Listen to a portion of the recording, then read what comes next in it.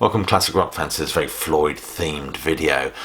Well, it seems Christmas has indeed come early with the band dropping this bootleg bombshell last night, effectively issuing I think 12 recordings between 1970 and 72. This used to be my favourite. I used to collect Pink Floyd bootlegs on vinyl, quite an avid collector of this sort of stuff, and I used to specifically focus on this period.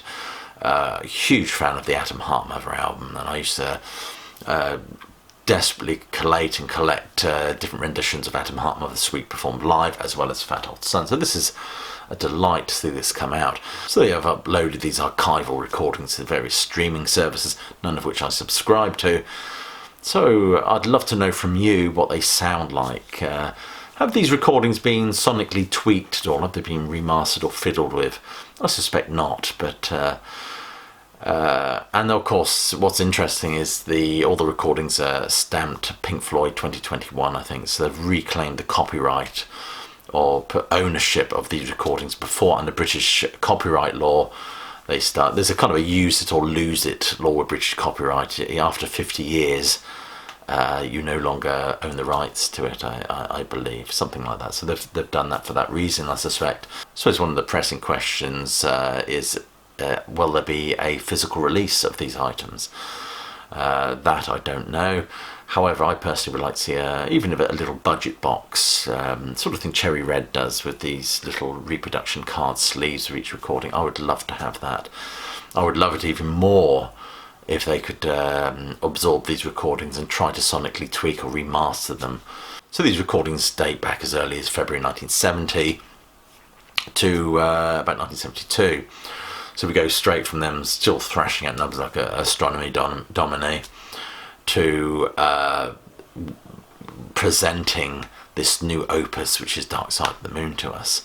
So these are fascinating recordings as far as I'm concerned. And it's always interesting to hear Atom Heart Mother played by the band without the choir and orchestra. I rather enjoy that, as well as Gilmour's guitar, and Nick Mason's drumming is far more prominent.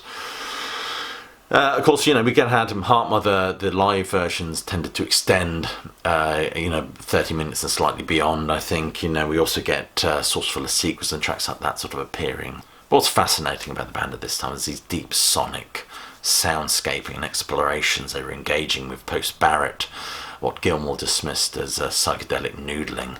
That's what I find intriguing about these.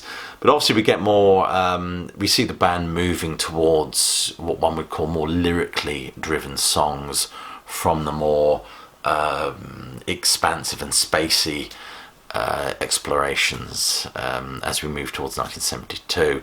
And it's interesting to see the progression here, the live progression. And also the 1972 recording is fascinating because these early live renderings of Dark Side of the Moon, you can hear the band fine-tuning what would become this opus for them. So it's all wonderful stuff to make officially available. However, by 1972 they were also including Obscured by Clouds in the live set, as well as segueing straight to When You're In. Whether or not any of that appears on these bootlegs, I don't know. Anyway, do let me know what you think of them in terms of the quality of the recordings. Montreux should be pretty damn good. Montreux was, I believe, a soundboard recording. I could be wrong there. But that was sonically tweaked anyway. Part of it was, because part of it appeared on the Early Years box set. And I always wondered whether or not we'd get an official release of that whole concert. I mean, it's been available on YouTube for a long time now, but I always figured maybe there'd be a 50th anniversary of Atom Heart Mother and that would be included, but there you go. Anyway, so the burning question is not only will these get a physical release, I hope they do. The other question is if they're willing to make public or release or to claim ownership of these somewhat illicit recordings. Do you think that they may well have softened to the idea of including some of these live recordings from the Animals tour on the forthcoming Animals box set? Now, there's a question. So the next release is Pulse, which has been re-edited and reconfigured, remastered, and lots of other things for the later years box set, a box set which I didn't purchase because it was just way beyond my pocket. It was horribly expensive. But we have seen these little offcuts, these satellite releases, as they've distributed these little bits outwards. I have bought Delicate Sound of Thunder, which I really enjoyed for the extra music that was put in there. But now this concert from the when they toured the Division Bell and played Dark Side of the Moon in its entirety has finally been put out. I'd be interested in a re-editing. I might be alone here, but I wasn't particularly keen on the original edit of this concert, so I'd be interested to know what they've done with it. Hopefully they've improved it. Obviously the sound and picture quality is going to be exceptional, and it comes with lots and lots of other bits as well, like these screen films and behind the scenes footage and things like that, which we're going to get. I'll read you the track list in a minute.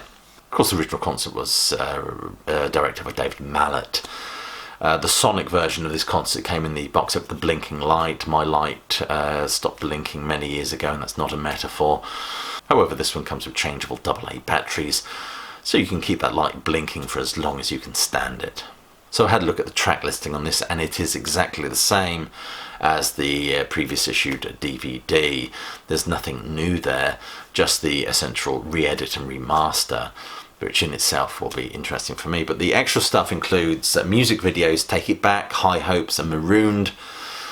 Then you see some Pulse tour rehearsal, which will be fascinating. Great Day for Freedom version 1, Great Day for Freedom version 2, Lost for Words, and concert screen films as well. Shining You Crazy Diamond, Speak to Me Time, Great Gig in the Sky, Money, Us and Them, Black and White, Us and Them, Colour, Brain Damage, Eclipse, North American dates, the European dates, and Brain Damage, the London dates. It'll be fascinating to see all those documentaries and additional material. You're going to get the Division Bell album cover photograph. It took place in Ely, Cambridge, so not far from me. Pulse TV ad from 95, the Division Bell airships, behind the scenes interviews with the lead technicians for the Division Bell tour, Rock and Roll Hall of Fame induction from 1996, and Wish You Were Here, a performer with Billy Corgan, of course, from the Smashing Pumpkins.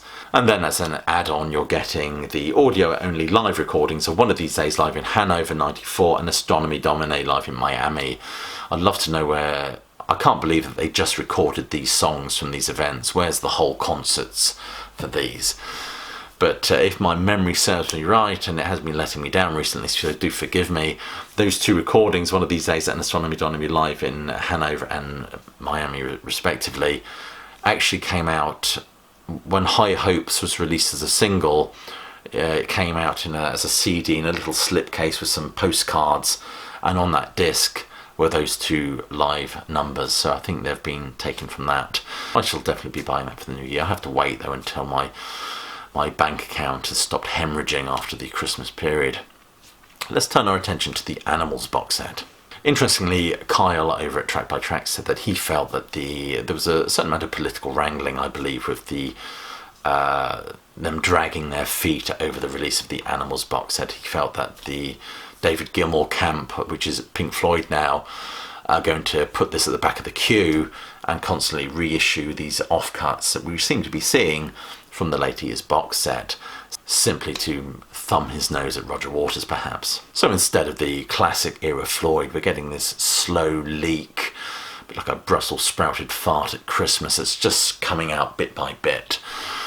So, I mean, I suppose the next big issue really from the ladies box set is the Venice concert. I don't know if we're going to get that as a standalone issue. We'll have to wait and see. But yeah, sorry, I digress. The Animals box set. You can see why Gilmour might want to sit on this album a little bit. Animals album is one of those albums that is just 100%. It seems to be infused with Waters. It has his influence all over it, more so than Wish You Were Here and Dark Side of the Moon, I think. Not that Gilmour and the other band members didn't contribute to the Animals album. They did so beautifully, I have to say. I've often said that the Animals, or Dogs, features some of Gilmour's finest guitar playing and some wonderful keyboard parts in tracks like Sheep and Pigs from Richard Wright. But it is an album, this dystopian beast fable that has Waters leering over it like a huge maniacal Cheshire cat. So, maybe Gilmour, maybe there is something what Kyle was saying at Track by Track that maybe Gilmour wants to sit on it just to piss him off. So with these live streamed concerts coming out, we have to wonder whether or not the band have softened to the idea that, and the sheer amount of furore there was at the lack of material that seemed to be promised when the box set was teased a little while ago. whether or not we'll get those monitor mixes that Nick Mason spoke about, whether or not there are some pretty decent audience recordings of the Animals tour, whether they'll just clean those up and put them in there. However, there was an interesting article published on the Variety website dating back from September, where Aubrey Powell has waxed lyrical and weighed in on the debate of what is going to be in the Animals box set. First of all, Powell talks about the reshoot of Battersea Power Stations for the new reconfigured Animals. He says, so although it's not been released yet, we thought, well, okay, let's put a new cover up there. They're building blocks of flats there, and I wanted to get this picture before the power station was surrounded completely. Of course, the power station, as it is now, is surrounded completely. So that shot, that original shot, would no longer be